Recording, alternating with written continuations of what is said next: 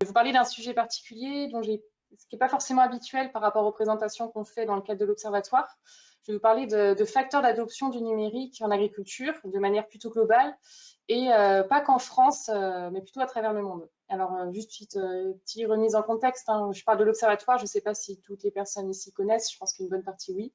Mais voilà, je suis basée à Montpellier et je fais partie d'une option de formation qui s'appelle Agrotique, qui est à la fois portée par Bordeaux Sciences Agro et l'Institut Agro, et on fait du lien entre l'enseignement, la recherche et puis les entreprises à travers la chaire agrotique et digitale. Donc on fait de la formation à la fois pour les ingénieurs agro, les élèves d'école d'ingénieurs agronomes, et aussi de la formation pour les professionnels, conseillers agricoles, personnes d'enseignement technique, etc. Je le dis parce que ça fait aussi partie de ce qu'on observe sur le terrain, c'est aussi enrichi, nourri par ce dont on peut discuter avec les professionnels qu'on forme.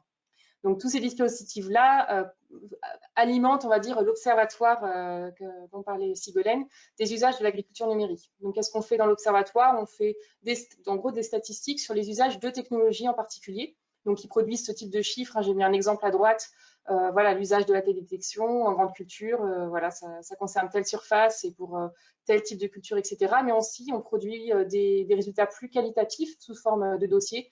Et ouais, on essaie de couvrir un peu toutes les filières, grande culture, maraîchage, élevage, etc. L'observatoire se concrétise sous cette forme-là. Donc, c'est un site internet, j'ai mis l'URL ici. Vous avez toutes les infographies. Jusqu'à aujourd'hui, on avait étudié une dizaine de technologies, donc avec des chiffres clés qui ne vont pas forcément entrer loin. C'est des synthèses à l'échelle de la France sur les usages de technologies. Et puis des dossiers qui vont un peu plus sur l'humain, sur l'adoption, qui couvrent jusqu'à aujourd'hui 8 filières. Et puis, un peu atypique par rapport à ce que je présente d'habitude, il y a une bibliothèque qui n'est pas forcément connue de tous, dans laquelle je centralise depuis 4 ans maintenant des articles de recherche qu'il y a dans le monde. Alors, c'est issu d'une veille personnelle, mais c'est aussi beaucoup d'articles qu'on me fait passer voilà, sur l'adoption. Le point commun à tous ces articles, c'est vraiment que c'est de l'adoption, c'est pas des prototypes de la recherche en amont, c'est des enquêtes sur les usages, les freins à l'adoption, les facteurs d'adoption, des enquêtes, etc. Et on s'est dit qu'il y avait du matériel intéressant dans cet article de recherche. Je n'ai pas le temps de tout analyser, mais que ça valait le coup d'en transmettre certains à la communauté, des entreprises, des chercheurs et des étudiants. Donc, j'ai commencé à produire des fiches synthétiques de ces articles-là. Alors, c'est pas le cœur de mon activité, donc j'en ai fait quelques-unes. Jusqu'à aujourd'hui, il y en a 3. Et puis, en discutant avec Sigolène pour l'organisation de ce TITAC, on s'est dit qu'il y en avait un qui pouvait potentiellement particulièrement intéresser la communauté digitale. C'est un article qui est sorti en août 2020, donc il y a presque un an, c'est une revue de littérature sur les facteurs d'adoption. Et donc, c'est ce que je vais vous présenter aujourd'hui. C'est un peu la synthèse d'une synthèse, puisque c'est la synthèse d'une revue de littérature sur les facteurs d'adoption. On pense que c'est quand même intéressant, parce que c'est vraiment l'occasion de faire un bilan sur une dizaine d'années d'études de l'adoption dans le monde. Et ça nous permet aussi, nous, en tant qu'observatoire projet de la chaire agrotique et de Digitac, de positionner nos observations par rapport à ce qui est observé ailleurs, avec différentes méthodologies, différents points de vue, différentes sensibilités, etc. Là, je vais vous partager un peu notre point de vue, ce que j'ai retenu du moins de cette étude et ce qu'on a croisé avec ce qu'on observe avec l'observatoire. Bien sûr, si vous avez des compléments ou des choses qui n'apparaissent pas ou des questionnements, n'hésitez pas à intervenir. C'est surtout de l'échange, ça peut aussi enrichir nos réflexions. Donc voilà, vous connaissez mieux que moi, je pense, ce qu'on peut trouver donc, dans les articles de recherche. Donc l'article d'origine est ici à gauche. À droite, j'ai mis la synthèse que j'en ai faite. Donc c'est vraiment une synthèse qu'on peut trouver en ligne, qui est en français, parce qu'évidemment, les articles qu'on trouve sont souvent en anglais ou en langue native, mais plutôt en anglais. Voilà, j'ai mis le lien de cette synthèse qui présente le résumé, l'objectif, les résultats, la méthode, etc. Et l'objectif de cette revue de littérature, c'était vraiment de faire une synthèse sur les 10 dernières années de littérature sur l'adoption des technologies de l'agriculture de précision. Donc, je veux vraiment parler technologie de l'agriculture de précision au sens classique du terme, guidage, système de géolocalisation, capteur de rendement, etc. Mais un peu toutes les filières seront concernées. Je ne vais vraiment pas me centrer sur une filière en particulier et je pense que vous allez voir qu'il y a des choses qui sont a priori communes sur les différentes filières. Ce que je vais partager avec vous, il y aura des éléments de méthodologie qui, je pense, peuvent intéresser, je pense à des doctorants ou des personnes, des projets de recherche sur voilà, quelle méthode on peut suivre, on peut utiliser. Voilà, partager la vision des articles de recherche sur l'adoption depuis 10 ans. Quelques résultats qui me semblent intéressants, je vais surtout insister là-dessus, bien sûr. Et puis aussi quelques points de vigilance voilà, par rapport à la méthode, par rapport à des précisions qui peuvent éventuellement manquer. Donc, je vais partager un petit peu tout ça. Normalement, ça tient 40 minutes. Si c'est moins, ça sera plus court. Et si c'est plus, ben, Sigolène tirera une sonnette d'alarme. Donc d'abord, on parle de revue de littérature. On peut se poser la question comment ont été sélectionnés les articles qui ont été présentés, parce que bah, si on tape Precision Agriculture sur Google Scholar, on a pas mal d'articles qui sortent. Donc là, c'est une figure qui est présente dans l'article que j'ai juste simplifié, qui présente un peu comment l'auteur s'y est pris pour faire cette sélection. Donc, il est recherché par des articles qui contenaient les termes agriculture de précision. Il y avait plus de 12 000 articles qui sont sortis. Ensuite, il a construit une équation de recherche sur le titre, le résumé et les mots-clés, avec les mots qui sont à gauche, là, donc Precision Agriculture, Variable Rate, etc.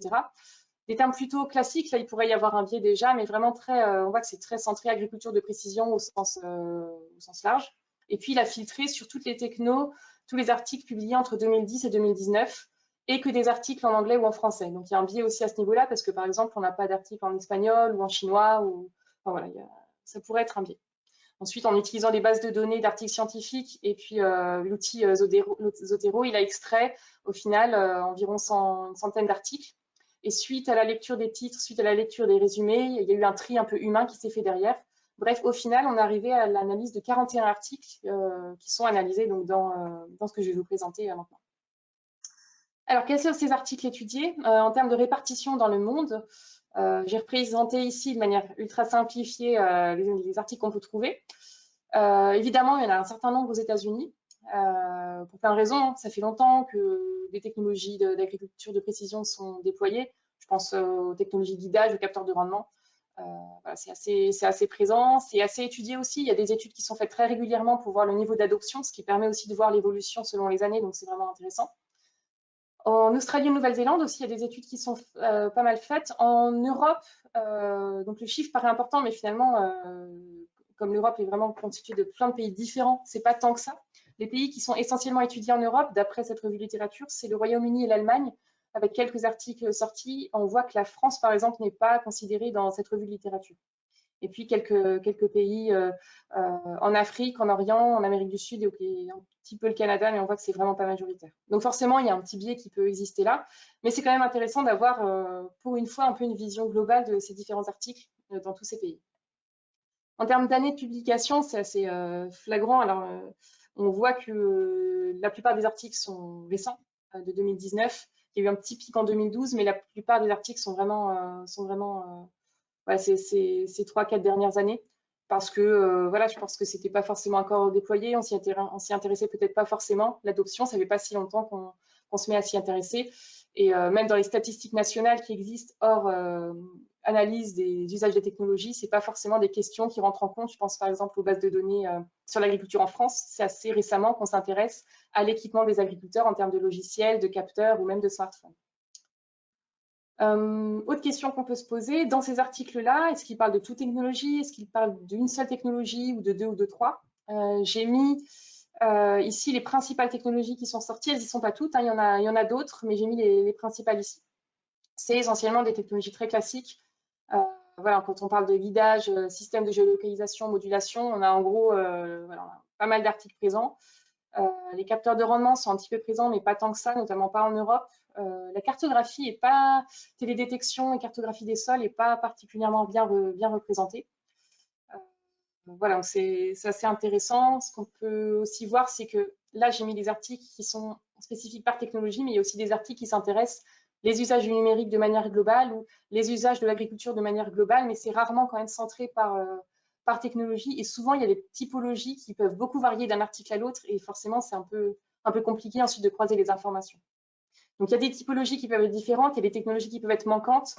Je pense par exemple aux études de l'Observatoire où on a essayé de, alors c'est pas encore exhaustif, mais voilà, où on essaie d'être précis. Par exemple, on s'intéresse aux stations météo uniquement, ou alors voilà, à la télédétection uniquement, ou les capteurs du smartphone. On essaie vraiment de séquencer les technologies justement parce qu'il peut y avoir des freins à l'adoption ou des facteurs d'adoption qui peuvent être vraiment spécifiques à ces technologies-là. Alors, au final, là, je vous parle de la méthodologie de cette revue littérature. Et forcément, puisqu'il y a plein d'articles qui sont analysés, il y a plein de méthodologies différentes dans ces différents articles-là. Il y a peu d'infos dans cette revue littérature sur les méthodologies utilisées. Beaucoup sont des enquêtes par échantillonnage. Donc voilà, on a fait une enquête en ligne ou par téléphone, etc. Et voilà, il y a eu 100 ou 1000 agriculteurs qui ont répondu. Donc c'est souvent des échantillonnages, ce qui peut être un biais puisque ça représente qu'une certaine partie de la population. Voilà, et les articles qui sont retenus, c'est souvent, dans cette revue littérature, c'est souvent des articles scientifiques dans des revues et des journaux, mais il n'y a pas forcément des statistiques autres qui pourraient apparaître. Je pense à des journaux qui font des fois des sondages en ligne, des choses comme ça, donc il pourrait manquer certains chiffres. Voilà. Si on fait le parallèle avec les méthodologies de l'Observatoire, on a été conscient assez vite de ces limites liées à l'échantillonnage d'agriculteurs. Si on fait des enquêtes, quand je dis agriculteurs, je pense agriculteurs, éleveurs, conseillers. Donc, c'est vrai qu'on essaie de mélanger des études quantitatives avec des enquêtes, et notamment des enquêtes auprès de personnes qui connaissent les agriculteurs, et des enquêtes qualitatives auprès d'experts, de conseillers et puis d'agriculteurs, justement pour essayer de pallier un petit peu tout ça. Et puis, on s'intéresse aussi à tous les maillons de la chaîne. Et c'est vrai que dans ce que je vous présente aujourd'hui, c'est une étude qui a été faite sur les facteurs d'adoption par les agriculteurs eux-mêmes, mais pas forcément sur les fournisseurs ou les distributeurs ou les agriculteurs. Donc, voilà, on reste sur un point de vue purement agriculteur. Voilà, je ne sais pas si je suis très claire, mais voilà, en gros, on est sur des méthodologies assez classiques dans cette revue de littérature-là. Ce qui m'a paru intéressant quand même à partager, c'est un intérêt assez marqué pour les approches qualitatives. Et j'ai mis ce petit extrait de l'article ici où il dit bien que voilà, l'approche qualitative, c'est vraiment devenu une tendance depuis ces dernières années. Alors qu'avant, on avait tendance à vouloir faire des enquêtes dans tous les sens, des enquêtes en ligne pour avoir le plus de répondants possible. Je pense que c'est encore le cas parce que forcément, on a besoin de retours terrain et de statistiques, mais que voilà, pour prendre du recul, pour avoir des avis, des informations précises et aussi sortir de cet a priori, les approches qualitatives semblent vraiment voilà, une tendance vraiment intéressante pour étudier l'adoption et pour mieux contextualiser ce qu'on étudie. Donc, c'est d'ailleurs cette direction que prend de plus en plus l'Observatoire avec plus d'entretiens téléphoniques, si possible visuels, pour essayer d'aller plus loin dans l'étude de l'adoption. Alors, quelques résultats finalement. Les facteurs d'adoption. Alors, cette revue de littérature propose des typologies. Je vous en partage juste une ici, où il a essayé de regrouper par grand type plusieurs facteurs d'adoption. En gros, ce qui ressort, c'est que ce sont les facteurs individuels qui semblent le plus cités et le plus diversifiés dans l'adoption. Les chiffres ici, c'est à la fois le nombre de fois où un facteur d'adoption a été le plus cité. Et par exemple, quand on regarde facteur individuel, c'est que non seulement il y a beaucoup de facteurs individuels qui peuvent rentrer en jeu, je ne sais plus combien il y en a, mais je crois qu'il y en a une vingtaine, mais en plus, ces facteurs individuels sont vraiment beaucoup cités. J'entends par là l'âge de la personne, la sensibilité à la technologie, enfin vraiment des choses personnelles relatives à l'agriculteur. Les autres facteurs sont moins cités et moins diversifiés. Il s'agit des facteurs institutionnels, organisationnels et technologiques. Ça va être la taille de l'exploitation, l'accès à des subventions et puis voilà, l'interopérabilité, des petites choses comme ça. Donc c'est assez intéressant de voir que d'après, encore une fois, hein, c'est le point de vue de tous ces différents articles qui a été compilé, c'est vraiment les facteurs individuels et que c'est finalement la petite citation à droite, que c'est l'agriculteur qui est au centre de la décision d'adopter et d'accepter une technologie, puisqu'on peut adopter, s'abonner à un logiciel, mais pas l'utiliser, ça va vraiment au centre. Et donc, voilà, c'est vraiment la décision finale revient à l'agriculteur. Je nuancerai un petit peu et j'y reviendrai plus tard, puisque là, on parle d'agriculteur, mais on ne parle pas forcément d'utilisateur. Or, sur une exploitation agricole, il peut y avoir un chef d'exploitation, mais il n'est pas forcément le seul utilisateur de technologie. Il peut y avoir le tractoriste, le conseiller, des salariés, des saisonniers, etc. Ça peut être, de mon point de vue, quelque chose qui n'apparaît pas dans l'étude, mais qui est intéressant aussi à tenir en compte. Alors, en termes de facteurs d'adoption les plus cités, donc, je sors de la typologie, on a vu que voilà, les facteurs individuels liés à l'agriculteur même étaient vraiment importants. Parmi ces facteurs d'adoption, c'est assez flagrant de voir que le premier, c'est-à-dire le facteur d'adoption le plus cité et cité par le plus d'articles, c'est l'utilité perçue. Et ça, pour le coup, c'est vraiment quelque chose qu'on voit avec l'Observatoire. Je vais y revenir après. C'est vraiment quelque chose qui est important. Et après, sur à peu près les mêmes pieds d'égalité, sur une dizaine d'articles, vont évoquer la taille de l'exploitation, la formation, la facilité d'usage et enfin l'âge et le coût. Alors, il y en a d'autres, des facteurs d'adoption. Je ne les ai pas détaillés ici, qui sont cités moins de 9 fois, mais si vous voulez, je pourrais vous les présenter s'il y a des questions là-dessus. Et de toute façon, ils sont dans l'article. Mais voilà, ça, c'est les principaux facteurs d'adoption qui sont cités. Alors, le facteur le plus déterminant, l'utilité perçue. Donc, ça veut dire quoi? Ça veut dire, avant d'adopter un outil, ben, je veux savoir à quoi ça va me servir. Est-ce que ça va me permettre soit de gagner du temps, soit du confort de travail, soit de faire des économies d'intrants, d'argent, etc. Mais je veux vraiment des choses concrètes, vraiment avoir une utilité sur mon exploitation, dans le contexte de mon exploitation et selon ma stratégie. D'où l'importance des démonstrations, d'avoir vraiment des endroits où je peux voir le fonctionnement des technologies. L'importance aussi de l'avis des autres agriculteurs après utilisation. Ça, c'est intéressant de voir sur les forums le nombre de questions. Est-ce que vous connaissez tel ou tel outil? Comment vous l'utilisez? Une question importante, hein, c'est pas juste est-ce que c'est bien, c'est comment vous l'utilisez vous sur le terrain au quotidien. Et puis l'importance de la compatibilité, ça va beaucoup jouer sur l'utilité et la facilité perçue. Si un outil est présenté comme juste étant rentable, ça ne suffit pas, il faut aussi dire c'est rentable, mais surtout je peux déjà le mettre en place sur votre exploitation connectée à vos logiciels, etc. J'ai mis cette photo que je trouve, alors c'est pas exactement ce contexte-là, mais je trouve qu'on voit bien, c'est à la fois des échanges entre différentes personnes, une personne qui est sur son tracteur, qui va, pour le coup, le tracteur est un bel exemple de besoin de compatibilité, puisqu'il y a le tracteur à conduire, il y a l'antenne GNSS au-dessus, il y a les outils derrière, il peut y avoir des consoles et des cartes, enfin bref, il y a besoin d'une grosse compatibilité d'outils, et besoin d'échanger en pratique sur le terrain de, bah ouais, cet outil, il est super parce que je vois ce que j'ai besoin de faire, c'est pratique, j'ai pas besoin de me déconnecter ou de rentrer des mots de passe pour pouvoir l'utiliser, je peux l'utiliser de nuit, etc. Vraiment besoin de pragmatique et de retour d'expérience sur l'usage des outils. C'est des constats qu'on a vus, pour le coup, on est tout à fait dans les clous avec l'Observatoire, et c'est le lien fort avec la formation aussi, de savoir démontrer l'intérêt, savoir être en mesure d'interpréter aussi en réponse à ce besoin d'utilité perçue. Je peux interpréter une donnée ou une carte par rapport à l'objectif de la personne qui va l'utiliser derrière. L'importance des lieux de démonstration, l'article le dit, nous on a la chance d'avoir il existe plein de lieux de démonstration en France qui sont vraiment liés à ça. L'interopérabilité, on l'a vu aussi avec l'Observatoire. Alors, c'était des freins qui étaient surtout sortis visibles en grande culture et en viticulture, un petit peu moins sur les autres filières que j'ai regardées, et un petit peu moins en élevage aussi, même si je pense que c'est aussi un problème. C'est juste d'après les études qu'on a fait, voilà, c'était surtout le cas là-dessus, je pense, notamment lié à ces problématiques qu'on voit sur le tracteur, là, de guidage GNSS, de modulation parcellaire, d'intégration de cartes dans les tracteurs, etc. Et c'est un peu ce que je disais tout à l'heure, l'utilité perçue, c'est quelque chose d'important, mais attention, ça ne concerne pas que le chef d'exploitation, et c'est peut-être une nuance que j'apporterai par rapport à l'article qu'on voit. Voilà, il y a le tractoriste derrière, il y a les salariés, enfin, il peut y avoir le secrétariat, enfin voilà, l'utilité perçue, c'est pas juste une histoire d'agriculteur au sens large.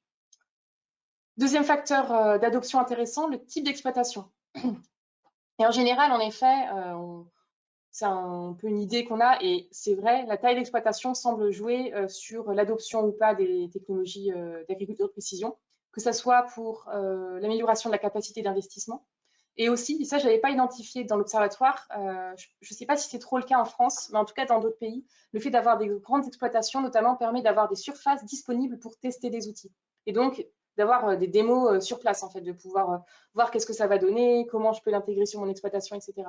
Donc voilà, je ne sais pas si c'est le cas en France, si les agriculteurs dédient une partie de l'exploitation pour faire ça, mais en tout cas, c'est ressorti dans l'article et je trouvais ça intéressant.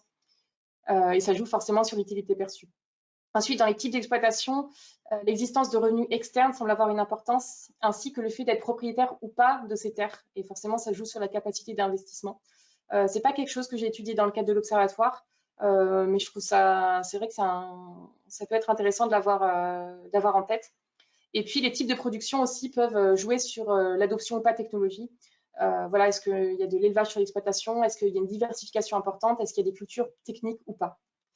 L'Observatoire, donc par rapport à ce qui ressort dans cette revue de littérature, c'est que oui, la taille d'exploitation semble avoir une importance. Le fait d'avoir des cultures plus ou moins techniques va jouer. Est-ce qu'on a des serres? Est-ce qu'on est des cultures techniques sensibles aux maladies? Est-ce qu'on est dans des régions sensibles, etc. On voit beaucoup des usages de technologies plutôt de pointe sur tout ce qui est semences, agrofourniture et ses variétaux, etc. Avec l'Observatoire, on ne s'est pas trop intéressé aux aspects économiques. Par contre, on a commencé à s'intéresser au profil d'exploitants. Et oui, c'est vrai qu'on voit une influence de la taille d'exploitation. Alors, j'ai remis ici, désolé, j'ai pas mis la légende. C'est extrait d'une étude qu'on a fait sur les usages du numérique en maraîchage. Alors, c'est pas un travail qu'on a fait tout seul. On a travaillé avec l'ESA d'Angers et l'entreprise Elzéard.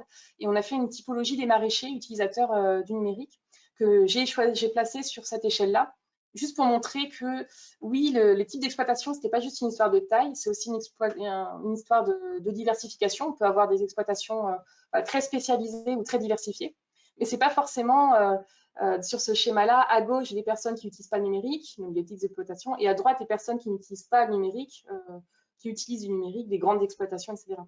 On a par exemple des profils type légumiers, avec par exemple un producteur de carottes dans le sud-ouest avec des cultures très techniques, beaucoup d'enjeux, et qui va pouvoir utiliser des capteurs, des outils numériques assez de pointe, mais aussi des petites exploitations avec des personnes qui sont soit en reconversion professionnelle, soit qui sont sur place, je pense aux piliers expérimentés par exemple depuis 20-30 ans, et qui ont acquis un gros savoir-faire empirique ou pas, mais sur l'usage de technologies, en mettant des capteurs pour tester des choses, etc., qui vont pas se dire utilisateurs de numérique, mais utilisateurs d'outils, qu'ils soient numériques ou pas, mais pour mieux connaître leur culture, pour s'améliorer, etc., et qui vont partager avec les autres agriculteurs leurs expériences, etc. Mais pour autant, ça peut être des personnes, pour le coup, utilisatrices d'outils d'agriculture de précision ou numérique, mais en tout cas, qui sont présentes dans ces usages-là. Donc oui, les types d'exploitation ont un rôle, mais c'est pas si simple que ça entre non adoptants et adoptants. Il y a vraiment une diversification qui existe là. Là, je vous présente le cas du maraîchage, mais c'est le cas, on l'avait bien vu, on a fait une étude sur les élevages pâturants. C'était aussi très présent sur ces filières-là. Autre facteur d'adoption, alors la formation, l'éducation. Alors pas juste est-ce qu'il faut qu'une personne soit formée à l'utilisation d'une technologie pour l'utiliser? Oui, bien sûr, mais c'est pas juste ça. Le niveau de formation semble avoir un rôle sur le développement de l'esprit d'innovation, de ne pas avoir peur de tester des nouvelles choses, de remettre en cause ses propres pratiques, de curiosité aussi, de savoir faire de la veille, etc. Donc ça va finalement jouer le niveau de formation initiale ou continue. Hein, c'est la formation tout au long de la vie, mais ça peut avoir un rôle sur l'ouverture et l'innovation d'esprit. Et enfin, le manque d'accompagnement, de conseils et donc de formation sont des freins à l'adoption d'outils numériques. Je pense à des solutions qui peuvent être parfois mises en place auprès d'agriculteurs ou de CUMA ou de TA, etc. Mais comme il n'y a pas d'animation derrière, l'outil est juste mis dans la main de l'utilisateur qui, finalement, lâche l'affaire au bout d'une semaine parce qu'il n'y a pas eu de relance, d'animation, pas d'utilité perçue, etc. Donc, le fait d'avoir des personnes animatrices de réseau avec les utilisateurs finaux va vraiment favoriser l'adoption des technologies humaines de manière générale. Les constats de l'observatoire, ça va vraiment dans ce sens-là aussi. Travaillant dans la formation, on ne peut que renforcer ce message-là, mais oui, il y a des besoins en formation importants, que ce soit la formation des agriculteurs, des conseillers, que ce soit au niveau de la formation initiale ou continue. Que la formation des formateurs aussi reste quelque chose d'important, puisque les technologies, ça évolue extrêmement vite. Difficile de faire une veille qui soit toujours impeccable, toujours exhaustive. Il faut suivre l'évolution de la technologie, il faut savoir tout ce qui existe. Et donc, ça nécessite aussi plein de compétences différentes. Donc, souvent, quand on fait des formations, on est souvent plusieurs intervenants sur le terrain. Il faut être à jour, etc. Donc, ça veut dire aussi que les formateurs, finalement, doivent aussi se former. Et les distributeurs, les personnes qui vont vendre les technologies ou les distribuer ou les accompagner, c'est aussi quelque chose qui est fondamental. Et j'ai rajouté un dernier point qui est un petit peu nouveau. Ça fait 1 ou 2 ans qu'on a pris conscience de ça. C'est illustré par les photos à gauche, où on voit à gauche, donc c'est le Mobilab, un dispositif qui permet de faire de la formation sur les capteurs et réseaux de capteurs aux agriculteurs. Donc des agriculteurs sur l'exploitation qui se forment aux capteurs et aux réseaux de capteurs, donc de manière très concrète sur place. Et à droite, c'est un peu le scénario inverse. Pour le coup, c'est mon collègue Thomas qui forme des personnes qui travaillent dans le numérique à l'agriculture. Et on a vu qu'il y avait vraiment besoin de ce pont dans les deux sens, de former, de faire un pont entre les deux métiers. Il y a aussi besoin de former les développeurs d'applications à l'agronomie et à comment sont utilisés leurs outils sur le terrain pour prendre conscience des problématiques terrain, des enjeux qu'il y a derrière, des usages qui sont faits, voilà, de l'ergonomie nécessaire, etc. Donc j'ai rajouté ce point-là parce qu'il n'est pas forcément présent, on ne l'avait pas beaucoup vu dans les articles de recherche, c'est un petit peu hors de mon sujet aujourd'hui, mais je trouvais ça intéressant d'en profiter pour en parler avec vous. Voilà. Question sur l'âge, souvent on pourrait penser que voilà, l'adoption d'outils numériques est fortement liée à l'âge. Dans les articles qui sont présentés dans cette revue de littérature, c'est extrêmement controversé. Parfois c'est oui, parfois c'est non, parfois il n'y a aucun rapport. Donc c'est un peu difficile de faire le tri. Forcément, je pense que ça dépend des profils, et surtout je pense de l'expérience professionnelle. Ce qui ressort, c'est que par exemple, une personne plutôt âgée, dans certaines situations, aura peut-être moins envie de prendre des risques parce que de toute façon, l'activité est bientôt finie, parce que j'ai pas fait comme ça, j'ai pas envie de changer d'habitude. Donc ça peut jouer un peu là-dessus. Il y a des habitudes liées autres que l'utilisation de capteurs, au smartphone, à Internet, etc. Mais aussi, l'âge ou l'expérience sur une exploitation joue sur plus de capacité d'investissement et puis de nombreuses expériences aussi sur certains profils, donc plus aussi ouverts à tester des choses, aussi des réseaux professionnels qui sont développés, la volonté de partager avec d'autres personnes, etc. Donc l'âge peut avoir un double effet là-dessus. Sur l'observatoire, on s'est peu intéressé à l'âge directement, on s'est plutôt intéressé à l'expérience sur l'exploitation, les années d'expérience, voilà, depuis quand êtes-vous agriculteur, depuis quand êtes-vous conseiller, etc. J'ai pas vu, d'après les études qu'on a faites, d'impact. Quelles que soient les filières, quelles que soient les études, après, on n'a pas non plus des centaines des milliers de chiffres, mais voilà, j'ai pas vu d'influence de ça. Je pense que ça dépend peut-être plus de la filière et puis surtout au parcours professionnel, au parcours de vie et au choix de vie qu'on peut avoir. La question du coût aussi, voilà, alors plutôt en termes de frein, est-ce que le coût est vraiment un frein à l'adoption du numérique? Dans toutes les études qu'on fait avec l'Observatoire, ça ressort, donc oui, il y a clairement un enjeu là-dessus. Mais c'est une question qui est un peu plus complexe que juste ça coûte cher. Dans cette revue de littérature, ce que ça permet de voir et qu'on ne voit pas forcément dans l'Observatoire parce qu'on ne s'est pas encore intéressé à ces questions-là, c'est est-ce qu'il existe des revenus externes sur l'exploitation, une double activité, que ce soit tourisme, diversification, une autre activité qui n'a rien à voir d'une autre personne sur l'exploitation. Voilà, le coût d'investissement initial, ça va être un souci. L'accès aux subventions peut inciter à s'équiper. Le cours des marchés agricoles peut avoir un gros impact sur l'adoption ou pas de technologies. Ça, je le vois dans l'observatoire, par exemple, avec les usages de la télédétection. Donc l'imagerie satellite, avion ou drone, qui sont des services annuels, généralement, qu'on va contractualiser, mais on peut voir que ça semble plus sensible au cours des marchés agricoles qu'à autre chose, par exemple qu'à la crise sanitaire. Il semble y avoir un effet plus important d'une mauvaise année, d'une mauvaise récolte, d'une sécheresse ou quoi, par rapport à d'autres facteurs. Et enfin, je l'ai un petit peu dit, est-ce qu'on est propriétaire ou pas de ces terres agricoles? Et puis, voilà, de l'attitude, ça va forcément jouer sur la prise de risque ou pas. Donc, les constats de l'observatoire vont un peu dans ce sens. Ce que je rajouterais pour nuancer un petit peu ça, c'est surtout la visibilité et la transparence des coûts. Ce qui peut ralentir un investissement, c'est en fait de ne pas y voir clair sur entre l'investissement initial, les abonnements parfois récurrents, le support, la formation, etc. Ça peut être des freins à l'adoption. Voilà. Après, on s'est peu intéressé aux ressources financières et foncières des exploitations. Une petite question qu'on pourrait se poser, est-ce que le genre, en termes classiques du terme homme-femme, a un rôle? Ça a été un petit peu cité dans les articles. C'est pas très clair, ça ne semble pas vraiment être une question, on pourrait se la poser, donc je l'ai mis quand même. Voilà, ce qui ressortait, et là je cite un article, c'est pas du tout quelque chose qu'on étudie dans l'observatoire, mais il semblerait que voilà, les hommes semblent plus adopter les technologies, mais les femmes semblent plus percevoir les bénéfices qu'il peut y avoir derrière. Donc, d'après les études qui ont été faites, il peut y avoir ces explications-là. Donc voilà, en gros, sur quelques résultats présentés dans cette revue de littérature. Je voulais compléter par d'autres choses qu'on a vues, ou du moins compléter par des choses de l'observatoire qui me semblaient intéressantes, parce que ça n'apparaît pas forcément dans cette revue de littérature, et je pense que c'est important. Et peut-être c'est spécifique à la France, c'est les facteurs réglementaires. Voilà, parce que c'est quelque chose qu'on voit souvent cité dans l'observatoire, surtout quand on s'intéresse à la grande culture ou à la viticulture ou aux enjeux de cahier des charges en termes de production légumière, par exemple, ou alors en termes de contraintes sanitaires en élevage. Voilà, les facteurs réglementaires peuvent aussi avoir un rôle sur l'adoption ou pas. Et notamment d'outils numériques, j'ai mis cette petite infographie Internet là, qui représente le temps passé par un agriculteur à faire de la paperasse. Voilà, c'est assez important et ça peut favoriser l'outil pour faciliter les saisies, que ce soit des outils de saisie du temps automatique sur tracteur ou de sauvegarder des préconisations, des interventions, du parcellaire, etc. Il y a vraiment besoin de faciliter ces tâches-là. Et donc, oui, plus il va y avoir de contraintes réglementaires, plus ça pourrait favoriser l'adoption des outils numériques.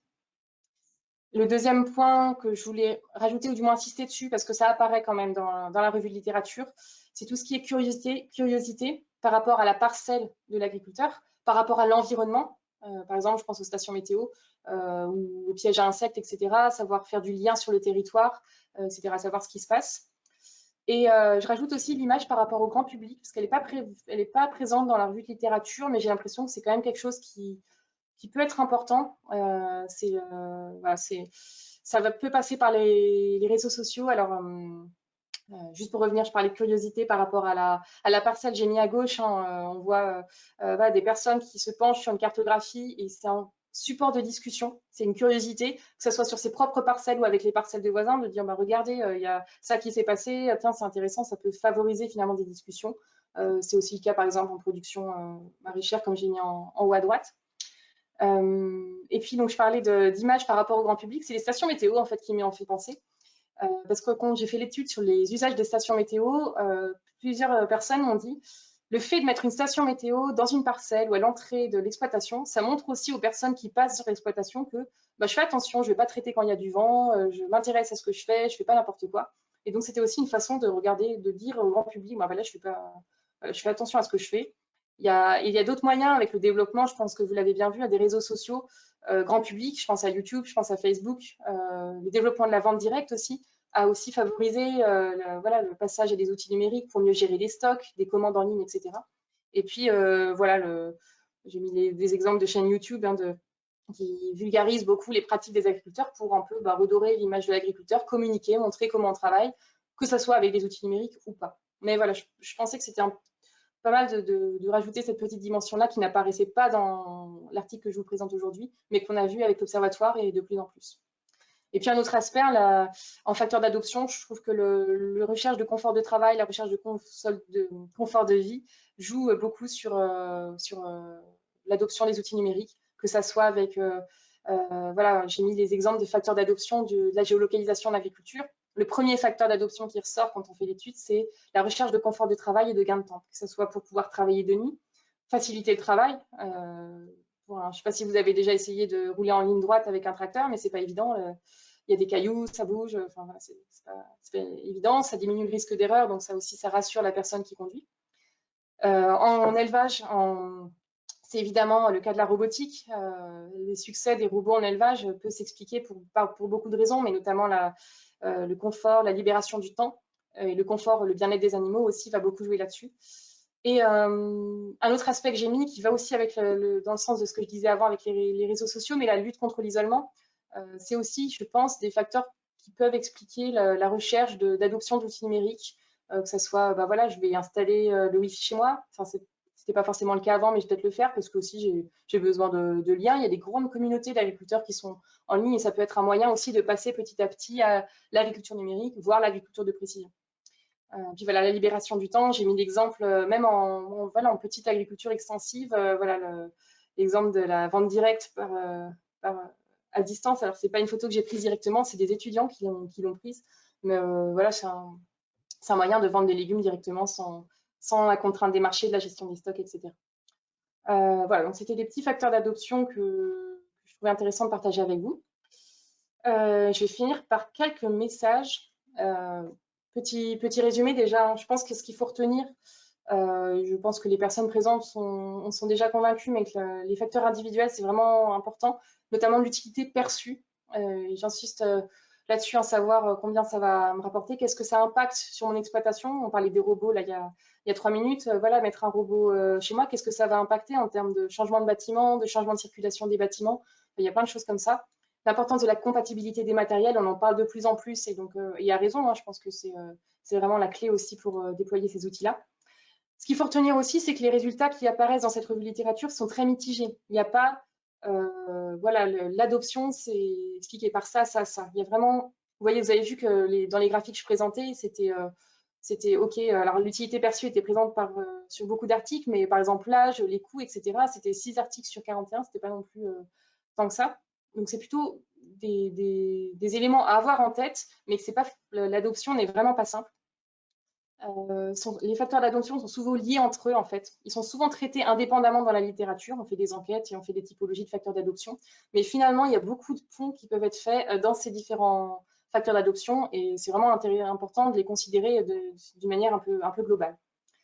Alors, comment positionner la recherche là-dessus? Alors, c'est plutôt je vous pose la question à vous, hein, mais ce qu'on a vu, c'est aussi qu'il y a peu d'études en France. Dans cette revue de littérature, il n'y a aucun article qui est fait en France. Peu de moyens d'avoir de l'information sur des statistiques d'usage, des facteurs ou des freins à l'adoption. Donc, il y a un vrai besoin de comprendre ces processus d'adoption.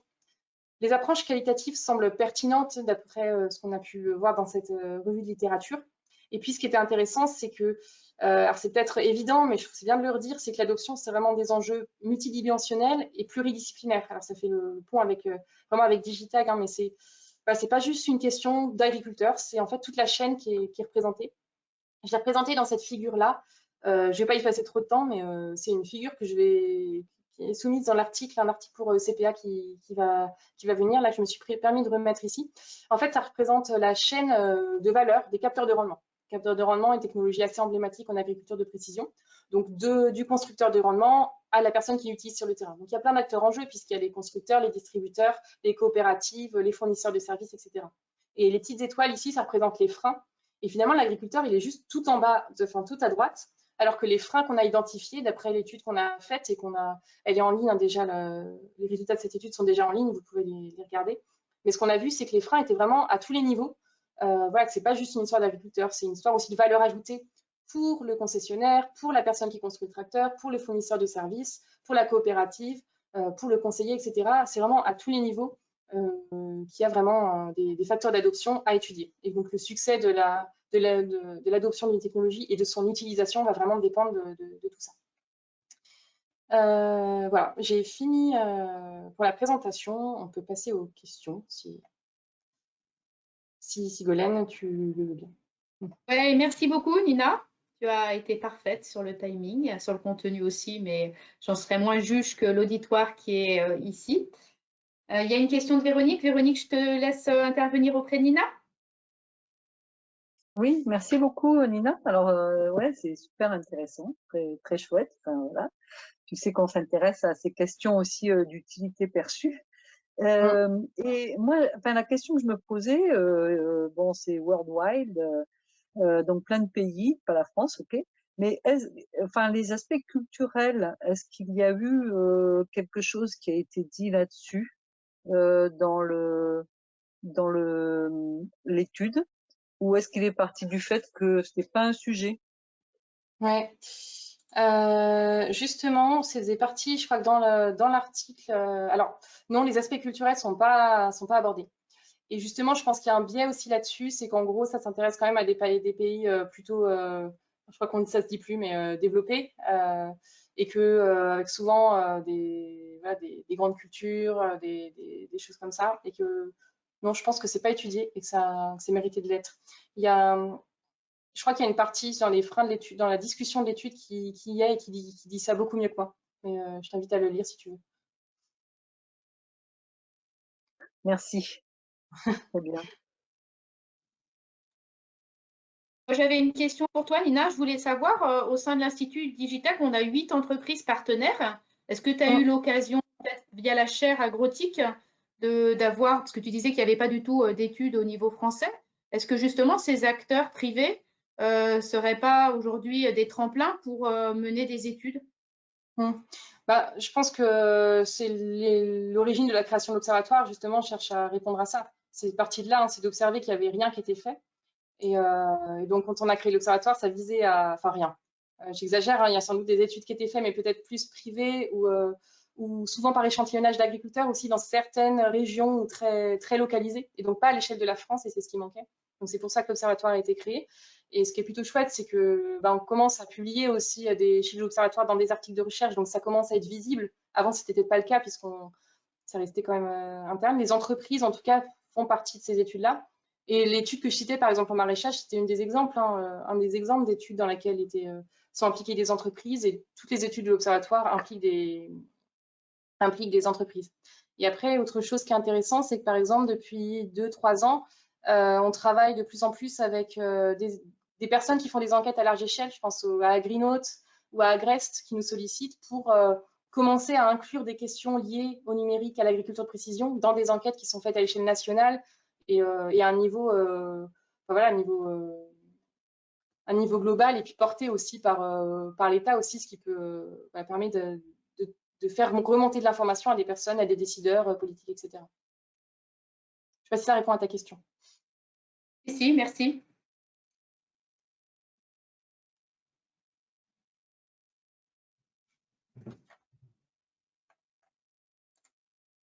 Une question de Jean-Baptiste Ménassol.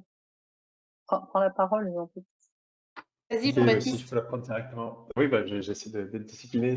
Bonjour Nina. Je me souviens plus si vous aviez regardé ça et je me posais la question sur les moteurs dans l'adoption-diffusion des outils numériques entre les filières. Au-delà juste des besoins, est-ce qu'il y a des moteurs humains? Est-ce qu'il y a des facteurs organisationnels qui favorisent la diffusion?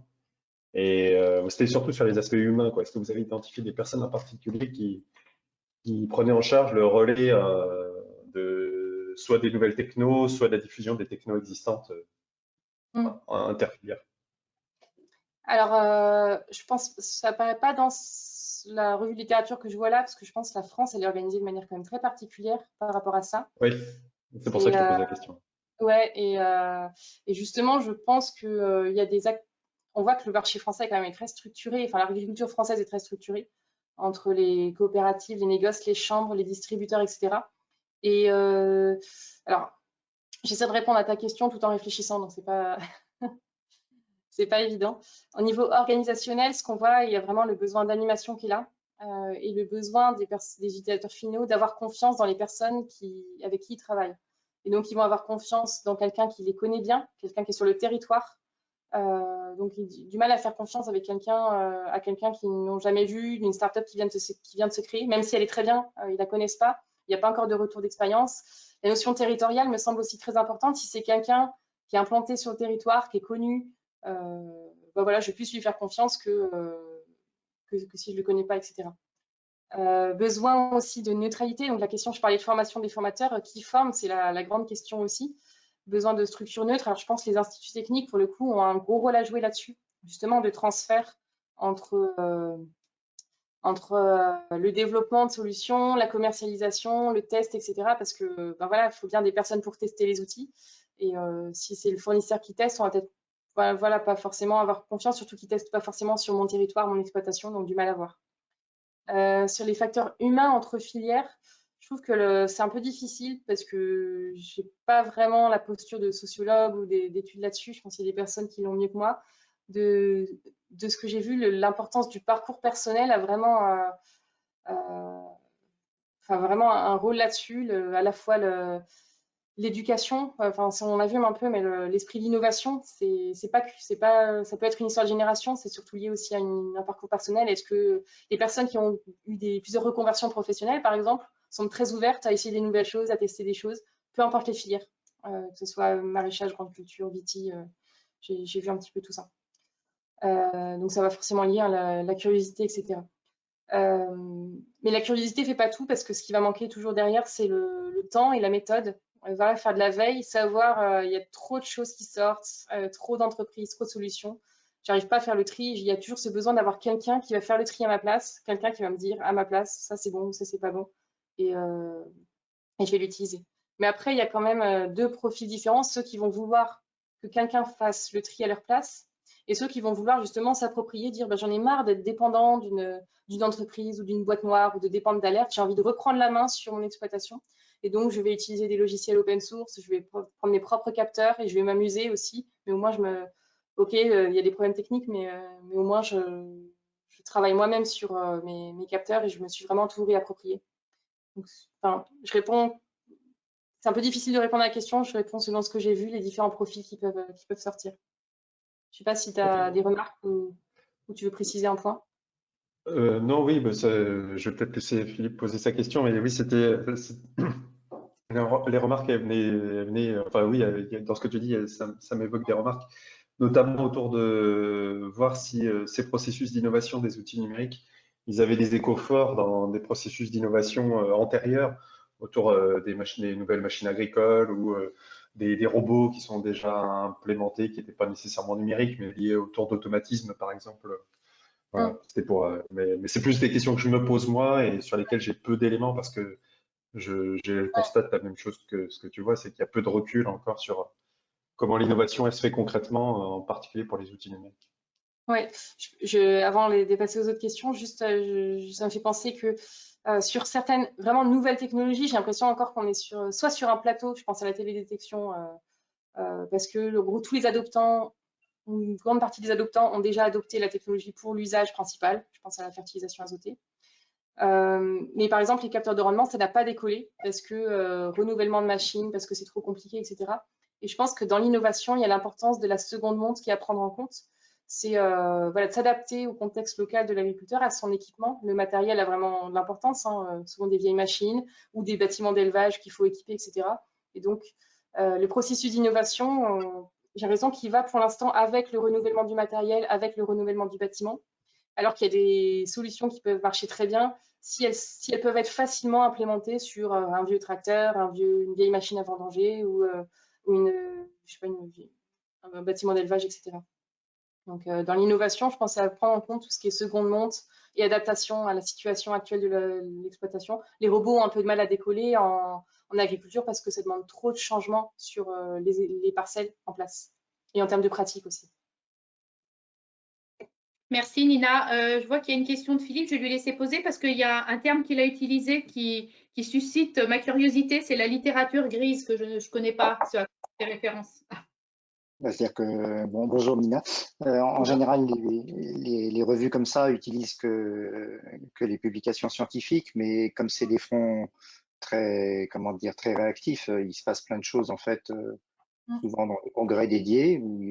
Voilà, je pense qu'il y a des congrès qui maintenant sont de plus en plus importants sur toutes ces nouvelles technologies et dans lesquelles on a des choses sur les freins d'adoption, l'utilisation, etc. Et puis aussi de la littérature grise, hein, et je pense à tout ce qui est publié. On parlait des, des instituts techniques en élevage, voilà, c'est quelque chose qui devient important. Hein, je pense que ça soit en porc ou en ruminant, c'est des sujets dont ils sont maintenant bien emparés et sur lesquels, voilà, ils ont des réseaux de fermes digitales, ils ont des solutions qui sont testées. Voilà, donc je suis un peu étonné du coup de dire, enfin, il n'y a rien en France parce que moi je connais des choses. Je connais des publications aussi sur l'adoption de certaines technologies comme les capteurs, les accéléromètres ou autres, sur les robots de traite où il y a beaucoup de choses qui ont été publiées également. Donc je suis un peu étonné, voilà, je me suis dit peut-être qu'il y a des choses qui n'étaient pas complètement dans le scope, au moins dans le domaine de l'alimentation et de la production animale. Que je connais un peu mieux parce que voilà, je sais qu'il y a pas mal de publications, y compris aux États-Unis, qui sont intéressées à ces freins. Donc je trouvais que c'était pas beaucoup 41 pour tout ce secteur-là par rapport. Donc le champ me paraît un peu restreint, quoi. Alors je suis tout à fait d'accord. Là, j'ai juste partagé une revue littérature. C'est pas ma revue littérature. Et ce qui m'a marqué, c'est justement que la revue littérature faite par un autre pays ne repère pas d'articles en France. Mais je suis bien placée pour savoir qu'il y en a plein en France, puisqu'on en fait nous-mêmes depuis 4 ans, et que, par exemple, ça n'apparaît pas, et qu'il y a plein d'études qui apparaissent, d'ailleurs, qui alimentent toutes les études qu'on fait dans l'observatoire. Je me base sur des chiffres qui existent déjà. Enfin, ça n'a pas de sens de refaire les mêmes études. Mais c'est intéressant de voir aussi, justement, que quelqu'un complètement en extérieur passe à côté de petites choses qui existent ou de grosses choses, des études qui sont faites. Après, je pense que c'est un choix de l'auteur et au moins ça a le mérite d'exister et de se poser des questions là-dessus. Et de juste prendre par rapport à ce qu'on observe nous, de confronter nos observations par rapport à ce qui se fait ailleurs.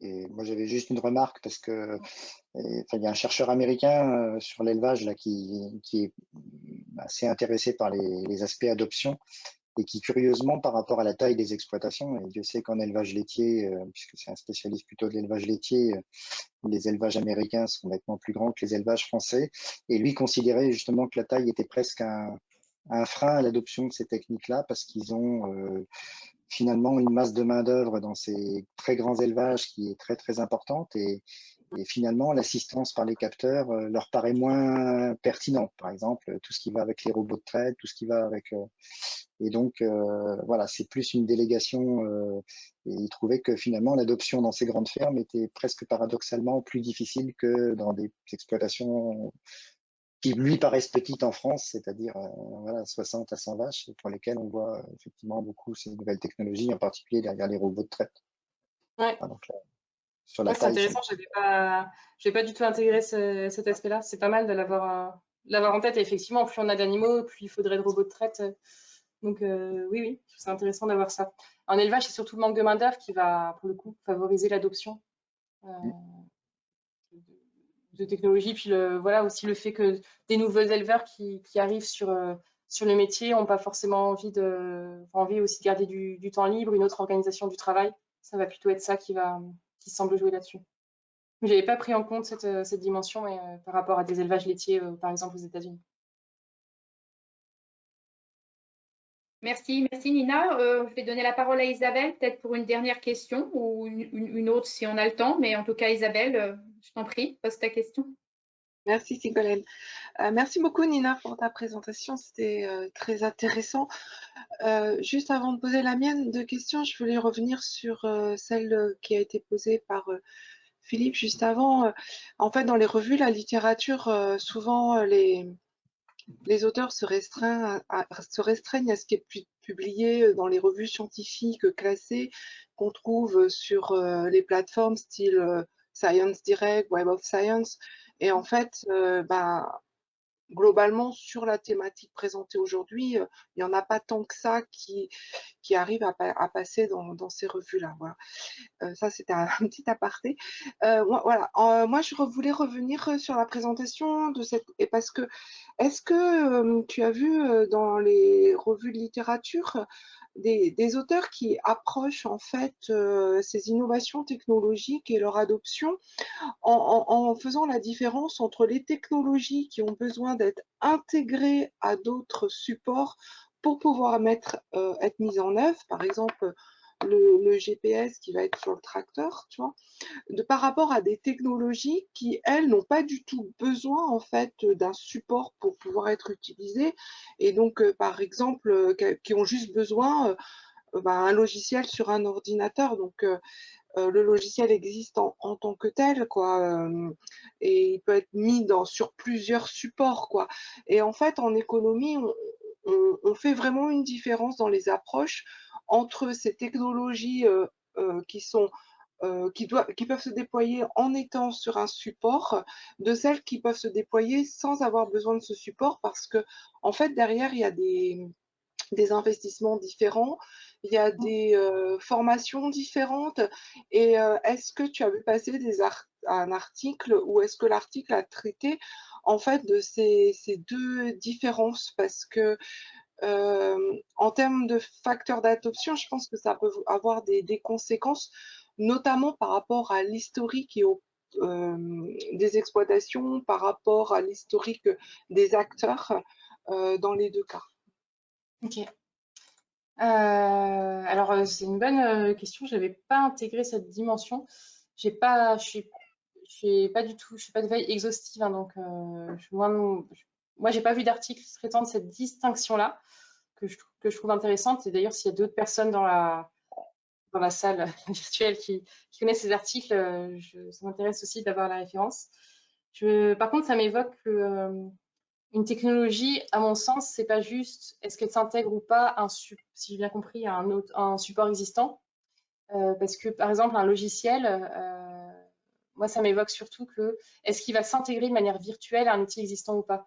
Dans le sens où est-ce que si j'ai un robot, par exemple, j'achète un robot, c'est pas juste un robot, il faut qu'il ait un parcellaire qui soit initialisé dans le parcellaire. Donc, est-ce que le parcellaire qui est intégré dans le robot, il est compatible avec celui que j'ai déjà sur mon exploitation pour éviter les ressaisies, etc. Et à mon sens, là, il y a un vrai enjeu là-dessus, c'est que beaucoup de technologies qui existent partent du principe qu'il y a un parcellaire quelque part. Et malheureusement, encore beaucoup ne sont pas connectées entre elles. Donc, autre qu'un support physique, il y a besoin d'un lien virtuel qui permette de s'intégrer à de l'existant, avec du parcellaire existant, éviter les doubles saisies, etc. Je ne sais pas si je suis très claire. Ouais, si, oui. Mm. Si, ouais, ouais. Mais c'est vrai que je pense qu'il y a quand même une différence d'approche, en fait. Enfin, il doit y avoir une différence d'approche, mais j'ai du mal à saisir, moi, où elle se limite. Dans la théorie économique, c'est super clair, hein. C'est soit la technologie, elle est dedans quelque chose d'autre, soit elle n'y est pas.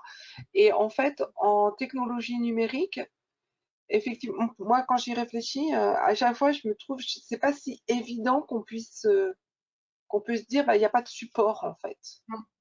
Mais ouais, là, le support dans le numérique, c'est compliqué parce que c'est pas juste un support physique, il y a le besoin de données. Et est-ce qu'il y a un pont entre les données? Ça me semble hyper important pour l'adoption ou pas. Et ça me rappelle que l'étude qu'on a fait sur les stations météo, justement, les personnes adoptaient une station météo parce qu'ils avaient quelque chose de physique. Et que c'était pas quelque chose de virtuel, ils payaient pour de la donnée dont ils ne savaient pas quoi faire. Alors, je dis pas que c'est tous, hein, mais c'était parmi les facteurs d'adoption, l'idée de, bah voilà, au moins, je paye quelque chose et j'ai quelque chose de concret sur mon exploitation qui me donne quelque chose de concret. Et le besoin, ce besoin d'avoir, ce besoin, ou envie, je ne sais pas, mais d'avoir quelque chose de physique, de concret, de simple à utiliser. D'accord. Ouais, c'est intéressant parce que ça change un petit peu les, les cadres traditionnels d'analyse. Voilà. Merci beaucoup, Nina. Nina, on a le temps de prendre une dernière question. C'est Véronique qui va te la poser.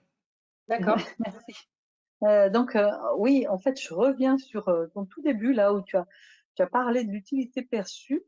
Et finalement, c'est peut-être la chose qui est la plus difficile à mesurer. Donc, c'est à la fois, enfin, elle est citée très souvent, mais peut-être, est-ce que c'est pas parce que c'est un petit peu plus fourre-tout que le reste et voilà. Enfin, moi, j'ai du mal à voir le lien. Enfin, c'est pas le lien, mais le fait d'avoir une démonstration, c'est l'écosystème qui va être, enfin, ce dont tu as parlé tout à l'heure, des concessionnaires, des formateurs, etc. C'est pas forcément l'utilité perçue par. C'est plutôt l'accompagnement, enfin le fait qu'il aura pu. Enfin, je sais pas, c'est peut-être une question qui peut. Ouais, qu'on peut pas traiter en quelques minutes, mais. je suis d'accord qu'en dehors utilité perçue, on peut mettre un petit peu tout. Mais c'est super, super difficile parce que c'est relatif à la personne. Ça peut être l'utilité perçue, peut être l'utilité. Est-ce que ça dépend de ce que je cherche. Est-ce que je cherche à gagner de l'argent, du temps? Enfin, il y a un peu tout qui rentre là-dedans. Mais je pense quand même que les démonstrations, c'est pas juste une démo en ligne. Ça va être une démonstration sur le plus proche possible sur mon territoire déjà. Je pense que la notion de territoriale est super importante. La notion de retour d'expérience, de partage d'expérience, et puis on parlait d'interopérabilité à ce moment. Pour moi, ça joue vraiment dans l'utilité perçue. Oui, ça oui. va être si j'ai pas à faire d'une double ou triple saisie. Tout à fait. Et ça, on pourrait le rajouter dans ease of use, tu vois, enfin l'utilité, enfin la facilité d'usage, la compatibilité des outils. C'est dans la facilité d'usage aussi. Mais enfin, tout ça pour dire que quelque part, là, il y a l'écosystème qui est pas cité finalement, et c'est peut-être ça qui, enfin, dans utilité perçue, c'est finalement plus l'écosystème qui va jouer, l'accompagnement, le fait qu'on trouve des informations, enfin, tu l'as dit aussi tout à l'heure, le fait que c'est pas seulement, bah, je te donne un capteur et puis tu te débrouilles. Mm. Voilà. Et bon, enfin, Oui, ouais, parce que, enfin, juste pour dire que, en fait, en Digitag, on avait aussi lancé un stage de master sur, c'était Aurélie Javel, qui a Supagro, là, qui l'encadrait, et c'était sur bah, pourquoi, dans certains cas, les agriculteurs achètent des systèmes, des dispositifs dont la performance ou l'utilité est absolument pas démontrée. Exemple, les systèmes qui envoient du son sur les plantes, par exemple, de la musique sur les plantes. Voilà, voilà. Bon, c'était pour terminer. Ouais, ouais. Bon, on pourrait se poser la question sur nos outils de tous les jours aussi, hein, nos smartphones, nos applications. Un peu... Tout à fait. Oui. Je vois que Jean-Baptiste a mis une intervention dans le chat. Est-ce qu'on a le temps de rebondir ou est-ce que Jean-Baptiste, tu reprends contact plus tard avec Nina sur la proposition? Qu'est-ce qu'on fait? Une réponse à la question d'avant. Oui, on pourra en discuter avec Nina, mais je rejoignais ce que l'intervenante précédente avait dit. Sur les outils numériques, il y a forcément un support derrière. Après, il y en a qui sont plus ou moins interopérables, il y en a qui sont autonomes dans leur fonctionnement. Il y a toute une palette après, mais c'est jamais complètement dématérialisé. Ça peut même être une crainte si il y a une crainte de la totale dématérialisation qui est là quand même. J'ai l'impression.